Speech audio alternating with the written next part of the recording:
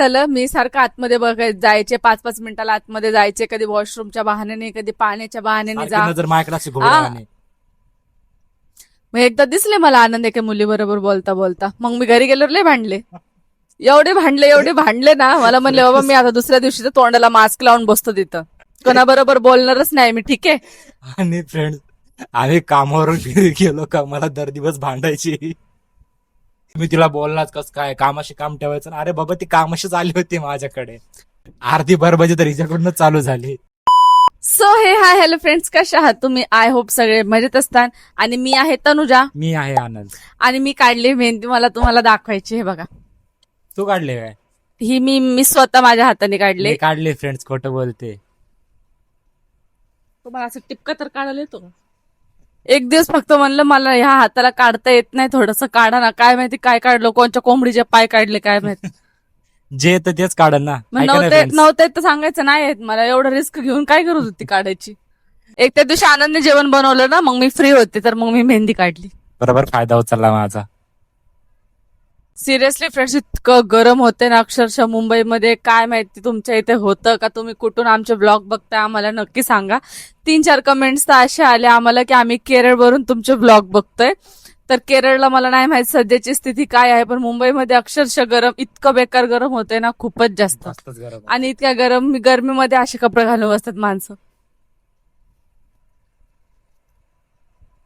अरे बंद करा ना, पाणी प्यायचं कधीच चाललंय, स्टार्ट करू का नको? ब्लॉग साठी पण आम्हाला भरपूर कमेंट आल्यात की तुम्ही नेक्स्ट पार्ट अपलोड करा, की तुमचं लवकर. नंतर काय झालं हे लोकांना ऐकण्याची खूपच उत्सुकता आहे, की आमचा तो इन्सिडेंट घडल्याच्या नंतर आमच्या बरोबर काय काय झालं हे सगळं तुम्हाला ह्या ब्लॉग मध्ये बघायला मिळणार आहे. आणि हो, आम्ही दोघंही तुमचा खरंच एकदम मनापासून आभार मानतो की तुम्ही आम्हाला इतका सपोर्ट दाखवता. आमच्यासाठी तुम्हाला एवढं काय बोलतात त्याला, काळजी वाटते. तुम्ही आम्हाला इतके छान कमेंट करताय. एवढं आमच्या नातेवाईकांनी कधी आम्हाला समजवलं नाही जेवढं तुम्ही छान आम्हाला पॉझिटिव्ह कमेंट देताय आणि पुश करताय पुढे जाण्यासाठी. तर आम्हाला हे बघून खरं खूप छान वाटतं. ऑफ कॅमेरा ऍक्च्युली आमच्या डोळ्यात दोघांच्याही पाणी येतं. बट आम्ही त्या कमेंट वाचून आहे ना अक्षरशः दोघंही रडलो की आपल्यासाठी किती लोक हा. तडफड आहे, लोक किती आपल्यासाठी चांगले ब्लेसिंग करतात आहे.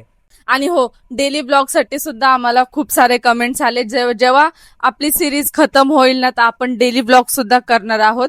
तर तेही तुम्ही नक्कीच बघा की आमची डेली लाईफ कशी आहे, काय आहे, आम्ही काय करत आहोत, काय नाही. ह्या घरात येण्यापर्यंतचा सफर तुमच्याशी शेअर केल्याच्या हा. नंतर आणि आम्ही किती म्हणजे लोकांचे टोमणे ऐकले, आम्ही कसे काम केले, कुठे कुठे काम केले, आम्ही बदलापूर इथं उल्हासनगरमध्ये कधी आलो, किती भांडणं आमचे केले. हाल किती झाले, लोकांनी आमची किती मजा घेतली, काही लोकांनी किती भांडणं केले, हे सगळं आपल्याला ह्या व्लॉग मध्ये कळणार आहे.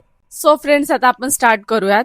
तर गेल्या व्लॉग मध्ये आम्ही तुम्हाला सांगितलं की आम्ही तो रूम सोडल्यानंतर आम्ही न्यू रूम मध्ये शिफ्ट झालो. त्या घराची पूजा वगैरे झाली. मम्मीने जे मंदिर गिफ्ट केलं होतं ते बघा, एक तुम्हाला व्हिडिओ दिसत असेल. काय माहित आम्ही ती व्हिडिओ कशी काय शूट केली, तरी त्याच्या सेकंड डेचीच व्हिडिओ आहे. तेव्हा आम्ही घरीच असायचो. घरामध्ये दिसते ना तुम्हाला सोफे, हा. शोकेस, कबड वगैरे, त्या सगळ्या गोष्टींचं पण काय झालं ना तुम्हाला आम्ही सगळं विस्तारित सांगणार आहे. आता ते घरात नाही दिसणार आमच्या. ते कुठे गेलं, काय झालं, त्या सगळ्या गोष्टींचं हे सुद्धा आम्ही नंतर नेक्स्ट ब्लॉग मध्ये कव्हर करणारच आहोत. मग आम्ही असा विचार केला की आता आपण जॉबला लागूयात दोघे जण. तर आनंद बोलले ठीक आहे. तर जॉबसाठी आम्ही परत ऍप वगैरे डाउनलोड मारले. जॉब सर्चसाठी आम्ही लागलो. तुम्हाला माहिती आहे इझिली जॉब लवकर भेटत नाहीत. तर आम्ही 2-3 जागेवर रिझ्यूम वगैरे पाठवले. रिझ्यूम पाठवल्याच्या नंतर मग आम्हाला 1-2 जागेवरून कॉल आले की ठीक आहे, तुम्ही उद्या किंवा परवाच्या शेड्यूल मध्ये या आणि इंटरव्ह्यू देऊन जा. तर आम्ही 2-3 जागेवर इंटरव्ह्यू दिले होते, पण आम्ही नियर बाय बघत होतो. पण नाही माहिती आम्हाला की इतक्या लांब आमचे रिझ्यूम कसे काय गेले. तर आम्हाला वाशीवरून सगळ्यात आधी कॉल आला. वाशीवरून कॉल आला, काही ठिकाणी डोंबिवलीवरून कॉल आला, परत ठाण्यावरून सुद्धा आम्हाला कॉल आले. जेव्हा आम्ही इंटरव्ह्यू द्यायला जायचो ना, तिथे आमच्या मागे असे प्रॉब्लेम व्हायचे. आणि दुसरी गोष्ट, जिथे आम्ही वाशीला पण गेलो होतो एक दिवस एवढ्या कडक उन्हामध्ये, तिथे पण गेल्यावर त्या लोकांनी सांगितलं आम्हाला कॉलवर की तुमचं पीसीवर काम आहे, खूप चांगलं काम आहे, तुम्हाला काहीच करायचं नाहीये. आणि तिथे गेल्यावर एवढ्या लांब उन्हाचं वाशीला गेल्यावर आम्हाला कळलं की ते सगळं मार्केटिंगचं काम आहे, चेंज सिस्टम आहे. तर ते काम मला सांगितलं त्यांनी की असं काम आहे. म्हटलं नाही तरुणा, हे काम आहे ना पूर्ण फसवायचं काम आहे, म्हटलं इथे नको म्हटलं आपल्याला काम करायला. त्याच्यानंतर मग ठाण्याला पण आम्ही गेलो इंटरव्ह्यू द्यायला. तर ते बोलले ठीक आहे हम आपको कॉल करेंगे. आम्ही ठीक आहे तिकडनं निघून गेलो. मग परत आम्ही घरी आलो. घरी आल्याच्या नंतर मग मी म्हंटल आनंद का बघू आता 2 दिवस वाट बघून काय होतंय काय नाही. त्या दिवशी मग आम्ही असंच 1-2 दिवस गेले. मग मी बोलले एक काम करा आनंद, जर तिकडनं जॉबवरून नाही कॉल आला तर आपण एक काम करूयात, आपण बदलापूरमध्येच कुठेतरी जॉब बघू. भले जॉब एकदम हाय लेवलचा नाही भेटला, काही का होईना भेटेल, कारण की आपल्याला डिपॉझिट पण द्यायचंय, रेंट पण द्यायचंय, आपल्याला घर चालवायचं, आणि मेन गोष्ट आम्हाला आमच्या गाडीचे ईएमआय सुद्धा द्यायचे होते, कारण की गाडीचे ईएमआय नसते दिले तर आमच्या मागे लय प्रॉब्लेम झाली असती. गाडी कधी पण उचलून वगैरे नेतात. तुम्हाला तर माहितीये गाडीचे हप्ते नाही भरल्यावर काय होतं. तनुजा बोलली की आता आपण काम शोधूया, काम तुम्हाला पण शोधा आणि मला पण शोधा, आणि नियर बाय असेल तर खूपच चांगलं होईल. तर मी बोललो ठीक आहे. तर मग मी दर दिवस जायला लागलो MIDC एरियामध्ये काम शोधण्यासाठी. कारण आम्ही जिथे राहत होतो ना तिकडे 10 ते 15 मिनिटाच्या डिस्टन्सवरच MIDC सगळ्या होता. MIDC होत्या बदलापूरमध्ये सगळ्या. हा, तर मी असंच पहिले 2-3 दिवस शोधले, मला काही लागले नाही जॉब. MIDC मध्ये जा, ह्या MIDC मध्ये जा, त्या MIDC मध्ये जा. ते माणसं बोलायचे आता या, नंतर या, असंच फिरवायचे. कारण जेव्हा जायचं तेव्हा म्हणायचे आता लंच टाइम आहे, आता नाही तुम्ही उद्या या, आता ओनर नाहीये नंतर या, आता मॅनेजर नाही तुम्ही सकाळी या. असे करून 2-3 दिवस आमचे तेही गेले. आणि जिथे आम्ही इंटरव्ह्यू देऊन आलो होतो तिथं सुद्धा आम्हाला तिकडनं नाही काही कॉल आले नाही. तर मग मी म्हटलं जाऊ दे तिकडचा स्टॉप पिकच सोडून द्या. हा. त्याच्यानंतर मग आम्ही MIDC मध्ये ट्राय केलं. 1-2 दिवस आमचे परत गेले, म्हणजे पूर्ण 1 हफ्ता धरून चला की आम्हाला हा. जॉब शोधण्यामध्येच गेला 1 हफ्ता. 1 हफ्त्यामध्ये खूप आम्ही टेन्शन मध्ये आलो हा. की नाही का तिकडनं पण कॉल येत नाहीये, इकडनं पण काय होत नाही, काय करायचं. आम्ही मग असंच बसल्या बसल्या मग आम्हाला दुसऱ्या दिवशी कॉल आला MIDC मधूनच की हा. तुम्ही जॉब सर्च मध्ये होतात तर सर आहेत, तुम्ही एकदा येऊन भेटून जा. हा. मग आनंद गेले तिथे. मी बोलले आनंद काहीतरी गुड न्यूज घेऊन या की जॉब हा. लागलाय म्हणून. आणि ती कंपनी होती चेमिचलची. केमिकलचं शॉर्ट मध्ये सांगतो मी काय झालं होतं. तिथे लिहिलेलं होतं केमिकल फॅक्टरी. ठीक आहे. तर हा माणूस तिकडे जाऊन काय वाचून आलाय, चेमिचल. म्हणजे केचं प्रोनाऊन्सिएशन जे असतं ना ते C मध्ये केलं असं काहीतरी. आणि येऊन मला सांगतो अरे मला जॉब लागला. म्हटलं कुठं, मध्ये चेमिचल. म्हटलं चेमिचल हे काय असं. तुम्ही म्हणलं आनंद केमिकल असेल. म्हणजे तरी हा माणूस पहिलेच चुकीचा शब्द वाचेल. ठीक आहे, C च्या ऐवजी. नंतर पण चेमिचल. तर माझ्यावर एवढे हसले होते, हे पण हसले होते, माझी मेवणी आम्ही नंतर मी तो जोक त्यांच्याशी बी शेअर केला होता की आनंद ना केमिकल चेमिकल वाचून आले होते. आनंद गेले आणि घरी आले. ठीक आहे, हा. घरी आले तर म्हटलं बरं झालं काहीतरी गुड न्यूज घेऊन आले. तर मला कळलं की जॉब लागलाय म्हणून. तर आम्ही लय खुश झालो. म्हटलं काय जॉब आहे, कसं आहे, मला व्यवस्थित सांगा. पण मला बोलले की आनंद तरुणा इथे ना 12 तास ड्युटी आहे. म्हटलं काय सांगता. म्हणते हा 12 तास ड्युटी आहे. म्हटलं पेमेंट किती आहे. तर बोलले आपलं घर चलन एवढं तर पेमेंट आहे. म्हटलं हा. ठीक आहे, आपण करू कसं तरी ऍडजस्ट, कारण की सध्या आपल्यावर लय लोड आहे, घरी बसून चालणार नाही. बरोबर. मग आनंदानं म्हटलं कधीपासून जायचंय. मग आनंद दुसऱ्या दिवशीपासून सकाळी कामाला 8 ते रात्री 8 वाजेपर्यंत ते काम होतं. ठीक आहे. तर आणि दुपारी 1 तास फक्त जेवायला घरी यायचे. तेव्हा गाडी होती तर येणं जाणं हा. करत होते तेव्हा गाडीवर. deal होते आपल्याकडे. तर त्याच्यानंतर मग आनंद जॉबला जायला लागले. मी पूर्ण दिवस घरात एकटी एकटीच बसायचे असायची एवढ्या तिथे. मोठ्या घरामध्ये, आणि बोलायला कोणी नसायचं. मी अक्षरशः, आणि माझ्या बरोबर जे झालेलं, मी सारखं नाही का माझ्या जेवढं माणूस एकटं राहतं ना त्या गोष्टींना माणसाच्या सारख्या डोक्यामध्ये फिरत राहतात. आणि झालेल्या गोष्टी मला सारख्या फिरायच्या. आणि मी घरात एकटे असायचे तर मला सारखं त्या घरात पण भीती वाटायची. आणि फ्रेंड्स आमच्याकडे फोन पण नव्हता, माहिती त्यावेळेस का? फोन पण एकच नव्हता. फोन होता आमच्याकडे, आणि तो पण मोटोरोलाचा एवढा जुना फोन होता. त्याच्यावरच खूपच. आम्ही दिवस काढायचो. मी पण जॉबला जायचो ना, माझ्याकडे फोन नसायचा, आणि ही दिवसभर एकटीच घरात असायची बिचारी.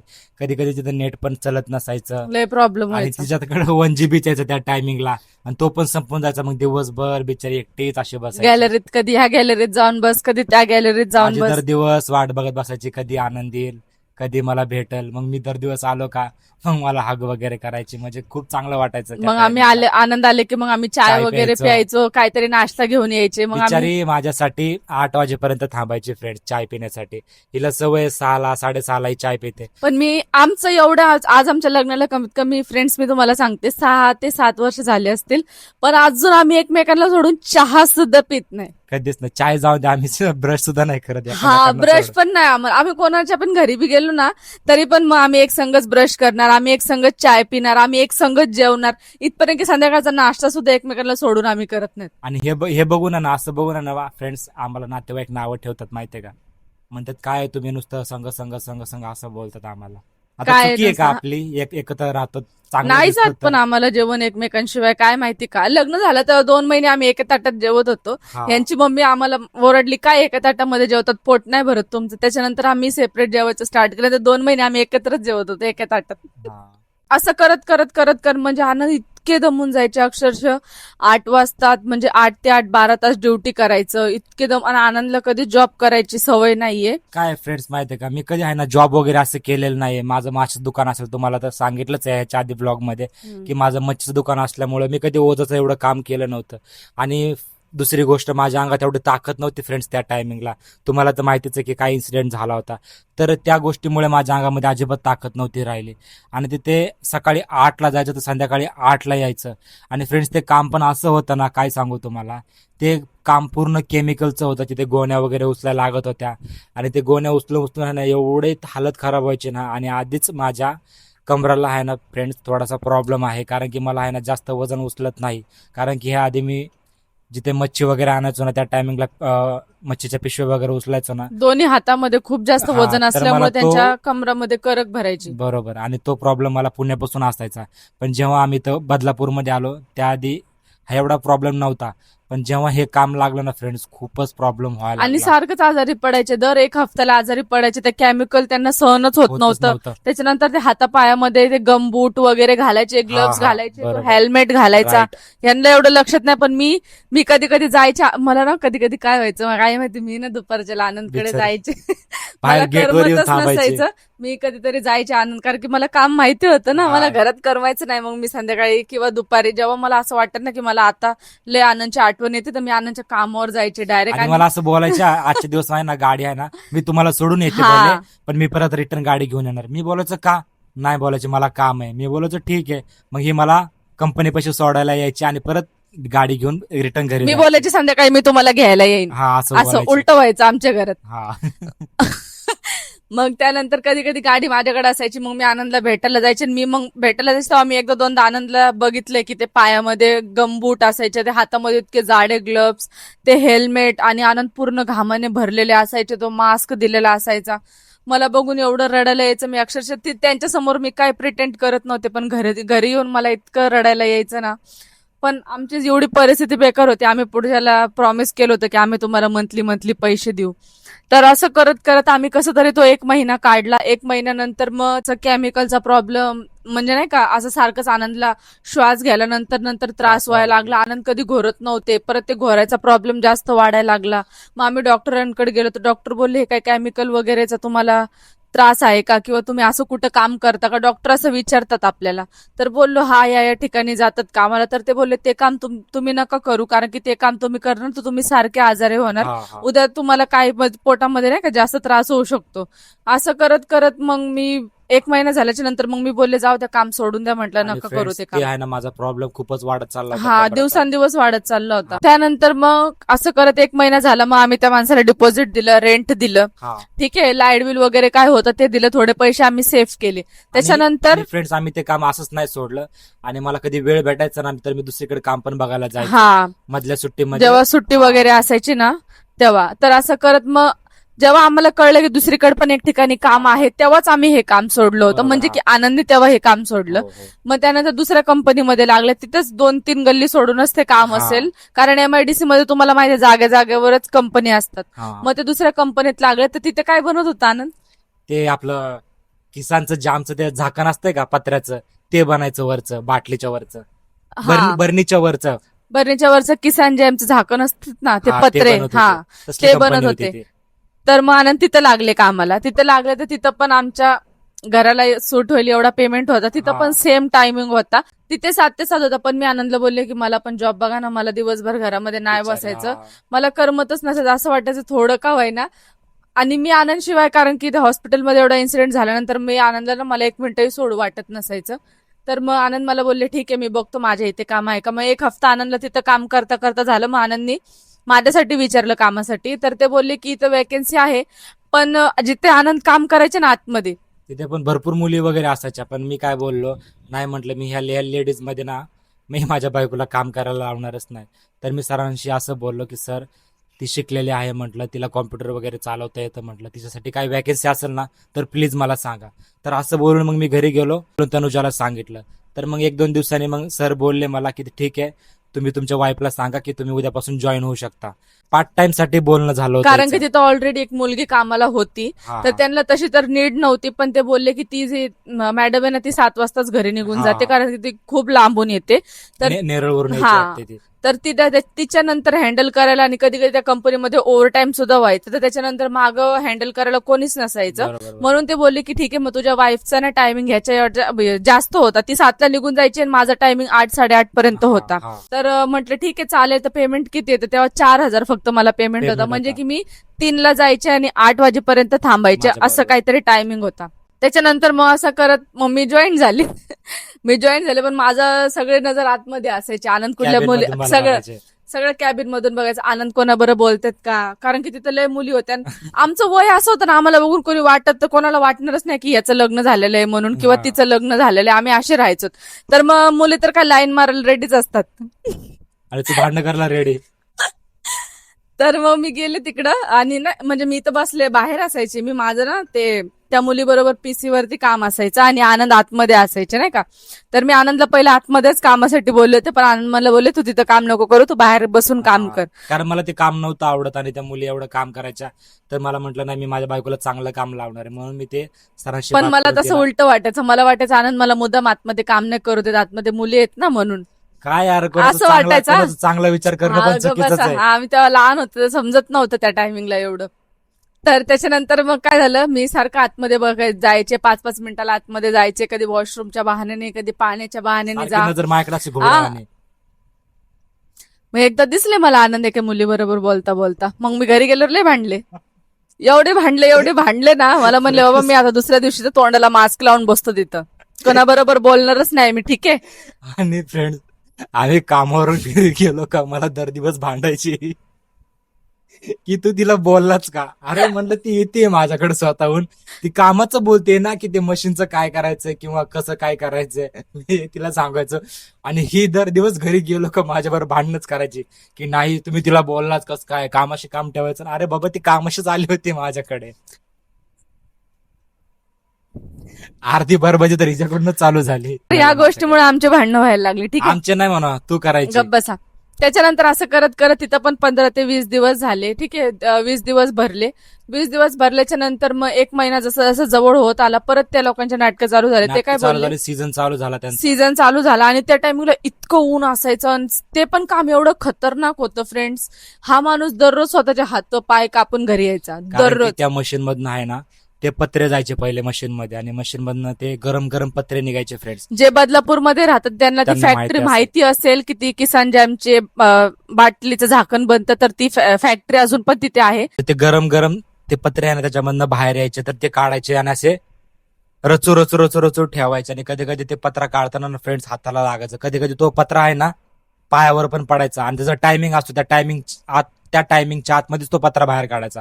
तर जो पत्रा नाही ना बाहेर काढला फ्रेंड्स, मग दुसरीकडे जाऊन तो पडायचा किंवा आपल्या पायावर पडायचा. असं म्हणजे भरपूर लय मगजमारी डेंजर होती त्या काम होतं. कामावर. त्याने मला लय वाईट वाटायचं. दररोज आनंदचा कधी अंगठ्याला लागलेला असायचं, कधी हाताला खरचटलेलं असायचं, कधी पायाला लागलेलं असायचं. आणि कधी एक दिवस पूर्ण रक्त भांबूळ झालेलं, त्यांचे पूर्ण पाय असं घेऊन घरी आले होते अर्ध्यामध्येच. हा, ते कधी जेव्हा मी जॉबला नव्हते त्याच्या आधीची गोष्ट आहे ही. हा. जेव्हा मी जॉबला लागले त्याच्यानंतर ते थोडं हळूहळू काम करत होते. असं करत करत मग झालं 1 महिना झाला, परत त्यांचे नाटकं चालू झाले. ते बोलले आता तुम्हाला ओव्हर टाइम करावं लागेल.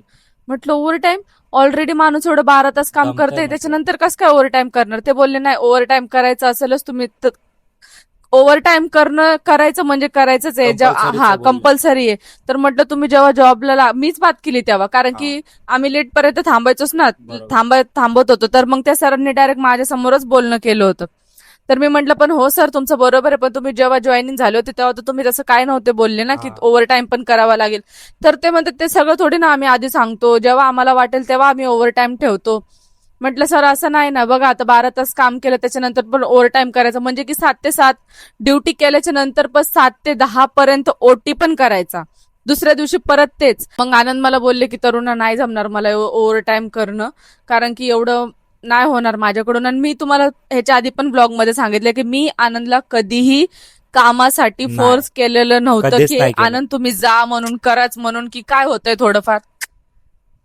कधीच नाही, कारण की ती यायची मला बघायची की माझं कंबर दुखतंय, दर दिवस माझ्या कंबराची मालिश वगैरे करायची, शेक करायची, भरपूर काही गोष्टी करायची. तर तिला सगळं दिसत होतं तिच्या डोळ्याने की आनंद बरं काय चाललंय, आनंदला काम नाही होते. तर ती एक दिवस मला बोलली की आनंद आपण हे काम जास्त दिवस नाही करू शकणार आणि आपण हे काम करायचंही नाही. म्हटले आपण दुसरीकडे काही ना काय, देव आहे आपल्या सोबत, म्हटले आपण दुसरीकडे काही ना काही करूच. तर असं करून मग आम्ही परत डिसिजन घेतलं की आनंदला नाही होत काम, आनंद नका करू, द्या सोडून. मग 2 महिने काम केलं आम्ही आणि मग नंतर माझा पण पेमेंट आला तर मी पण परत रेंट दिलं आणि मग थोडंफार काय होतं ते डिपॉझिट दिलं आणि जो थोडेफार कोणाला दिला आपण, जो एजंट होता का, हा, आणि त्याचं पण आम्ही पैसे सगळं पेमेंट आम्ही सगळं पेमेंट एजंटला दिलं होतं आणि त्या हा. एजंटनी पण काय ना काय गपळा केला होता. हे तुम्हाला कळेल पुढे नंतर- काय नंतर केलं कळेल. होतं. लग्न झाल्यापासून आम्ही जेवढं विचार करायचो की आपण फिरायला जाऊ, आपण हे करू, पण आमच्या नशिबात तसं काहीच नव्हतं. उलट नुसतं दुःख दुःख दुःख दुःखच आणि होतं. फ्रेंड्स, इथपर्यंत येऊस तर आम्ही ज्या रूम मध्ये आहेत ना, तिथपर्यंत येऊस तर आमच्या आयुष्यामध्ये खूप दुःख आलेत फ्रेंड्स. तुम्ही ह्या आमची, room मध्ये आल्यावर थोडं बरं झालं आमचं. खरं सांगतो लिटरली फ्रेंड्स, तुम्ही आमची स्टोरी बघताना तर तुम्ही एवढे धीट होताना की आमच्या आयुष्यात जेवढे प्रॉब्लेम्स आलेत ना, कोणाच्याच आयुष्यामध्ये नसते ना आले. आणि काही लोक असे आहेत ना, छोट्या छोट्या प्रॉब्लेममुळे ना स्वतःला काही करून घेतात. पण आम्ही पण त्या स्टेज पर्यंत गेलो होतो. पण फ्रेंड्स, आम्ही कधीच अशा गोष्टी केल्या नाहीत. आजकाल काय झालं ना, छोट्या छोट्या गोष्टीवर लोक मोठे मोठे पाऊल उचलतात. पण तुम्ही करू नका. आमचे बघा तुम्ही किती दिवस खराब होते, तरी पण आम्ही इथपर्यंत आलोत. तर असंच कामावर लोड असताना आम्ही मग घरी गेलोत आणि आमची सुट्टी झाली पहिली कामावरून, आम्ही घरी गेलोत. तर आम्ही दोघ जण डिस्कशनला बसलो की आनंद काय करायचं, हे पण मला बोलले आणि मी पण बोललो की आता काय करायचंय. म्हटलं काम पण कारण असं की अजून 2-3 दिवस आमच्याकडे बाकी होते. हा, त्या काम दोन सुटणारच होतं काम म्हणजे सुटणार आमचं. होतं, तर म्हटलं काम सुटायच्या आधीच काहीतरी डिसिजन घ्या की तुम्ही काम कंटिन्यू करणार हा, आहात की हा. सोडणार आहात. तर मला बोलले की ठीक आहे आपण काहीतरी डिसिजन घेऊ. म्हटलं बघा, काम नाही सोडलं तर तुम्हाला कंटिन्यू असंच करावं लागेल, ओटी करावी लागेल आणि तेच पैसे नंतर तुम्ही आजारी झाल्यावर दवाखान्यात भरायचे, त्याला भरायचे. काहीच मतलब नाहीये. त्यापेक्षा ना आपण एक काम करू. तर ना आनंद मला बोलले ठीक आहे, मग आपण एक काम करू, आपण ना आपलं फिश शॉप परत स्टार्ट करायचं का. कारण की माझ्यामध्ये तर ते मला कापायला वगैरे ते येत हा. होतं. तर आम्ही हा विचार केला की आता आपण फिश शॉप टाकूया, असा विचार केला होता फक्त आम्ही. पण आमचं काय झालं, आम्ही फक्त असंच विचार केला. तर मग आम्ही ना जिथं आम्ही राहायचो ना त्या चौकामध्ये ऑलरेडी 2-3 फिश शॉप होते, शॉप होते. चिकन शॉप होते, ठीक सगळे आहे. गाववाले होते ते लोक. हा. तर कधी कधी आम्हाला वाटायचं की हे कुठून मासे आणत असतील, कसं काय करत असतील, आपण पण करू शकतो का, किंवा आपल्याला इथं कोणी दुकान लावू देईन का, आपण नवीन आहोत, आपण रेंटेड आहोत, आपण कधी या लोकांना आधी दिसलो नाही तर अचानकच येऊन आपण शॉप लावणार, हे लोक आपल्या परमिशन देतील का, किंवा किती आपल्याकडून भाडं वगैरे घेतील. लय अशा गोष्टी आमच्या डोक्यामध्ये होत्या. किंवा उद्या आम्ही फिश शॉप स्टार्ट पण केलं तर आम्ही स्टॉक कुठून आणणार, किंवा तो फ्रीज कुठून आणणार. आम्ही भरपूर भरपूर भरपूर असा काही विचार केला. तर एक दिवस असंच मी एका फिश शॉपकडे गेलो, म्हणजे माशावाल्याकडे गेलो आणि त्याला बोललो दादा, म्हणजे असंच मी बोलण्यामध्ये त्याला असं बोलत राहिलो. तर त्याला मी विचारलं की आपण हे मासे कुठून आणतात. म्हटलं माझं पण दुकान होतं म्हटलं पुण्याला, असंच म्हणजे. व्हेरी चलाक ब्रो. हा, तर त्यांना बघा, कुठलं पण आपण जे दुकानवाले असतात त्यांना विचारलं ना तुम्ही हे मच्छी वगैरे कुठून आणतात, तर ते लोक नाही सांगत. त्याला आपण आयडियानेच विचारू शकतो की आमचं पण दुकान होतं XYZ, माशीचं नाव वगैरे सांगितलं ना, ते लोक ऍग्री होतात. आणि त्यांनी मला सांगितलं की हा आम्ही मासा भाऊच्या धक्क्यावरून आणतो. आणि ते कसं आणतो त्यांना ते पण विचारलं. तर त्या बिचाऱ्याने सगळं सांगितलं मला की आम्हाला सकाळी पहाटे 4 वाजता त्याला थोडी उठून, माहित होतं की आम्ही कट्टर माशेवाले आहेत. तर तो बोलला आम्हाला की 4 वाजता तुम्हाला बदलापूर स्टेशनवरनं डायरेक्ट भाऊच्या धक्क्याला तिकडे जावं लागेल आणि तिकडून तो माल वगैरे घेऊन त्या ट्रेन पहाटे मध्ये 4 टाकावं वाजता लागेल. उठून जावं लागेल. म्हटलं बापरे. तर एक दिवस आम्ही गेलोत, पण हा, आम्ही गेलतो पण असं एकदा.